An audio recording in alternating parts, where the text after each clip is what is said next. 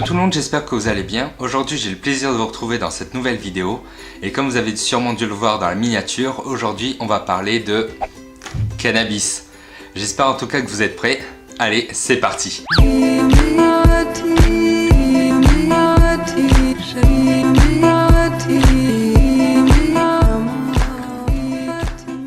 Alors oui, on va parler de cannabis, mais je vais pas non plus vous faire un tuto comment rouler un joint. Non, merci, j'ai pas envie d'avoir la police derrière moi.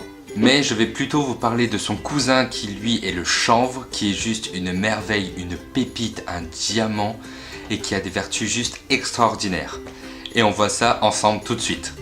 Alors tout d'abord, je vais vous parler des différences qu'il y a entre le cannabis et le chanvre. Le chanvre, lui, est totalement légal et on peut le consommer sans problème. Petit truc à savoir, le chanvre se nomme cannabis en latin, c'est pour ça que les scientifiques l'ont utilisé. Ils utilisent aussi le terme chanvre récréative pour les effets qu'il procure sur le cerveau.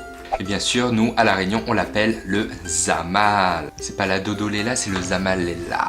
La différence qu'il y a entre le cannabis et le chanvre est aussi au niveau de leur teneur en THC.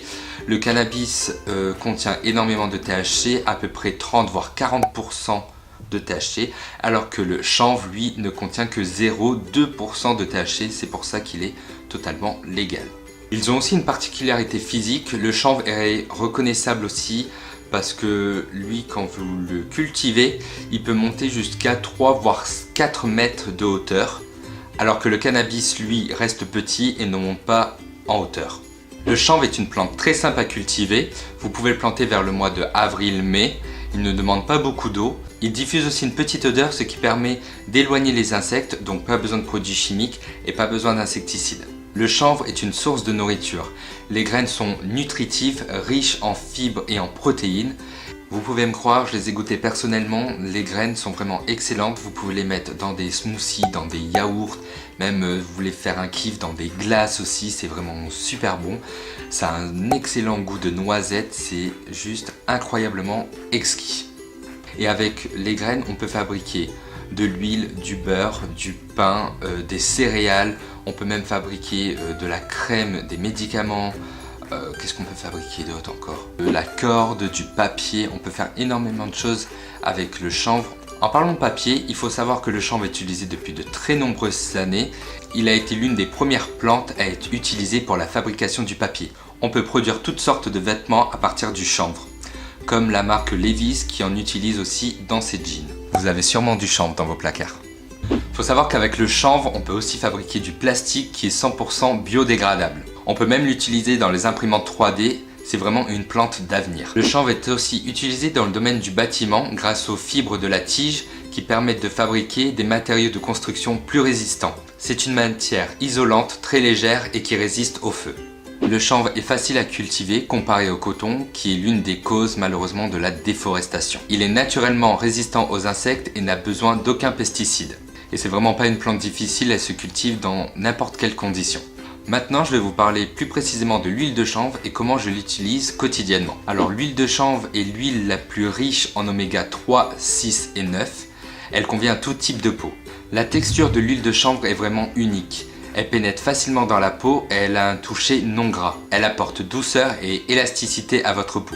Elle est idéale pour les peaux déshydratées, irritées et si vous avez même eu un coup de soleil, vous pouvez en appliquer dessus et ça va vraiment vous soulager. Elle est vraiment idéale pour apaiser et diminuer l'eczéma. Elle est hydratante, régénérante et anti-âge. Le produit parfait. Vous pouvez également appliquer l'huile de chanvre au niveau de votre cuir chevelu, ça va permettre de stimuler la repousse des cheveux. Voilà pourquoi avec tout ce que je vous ai dit, il faut inviter le chanvre dans votre vie. Il vous apportera énormément de bonnes choses.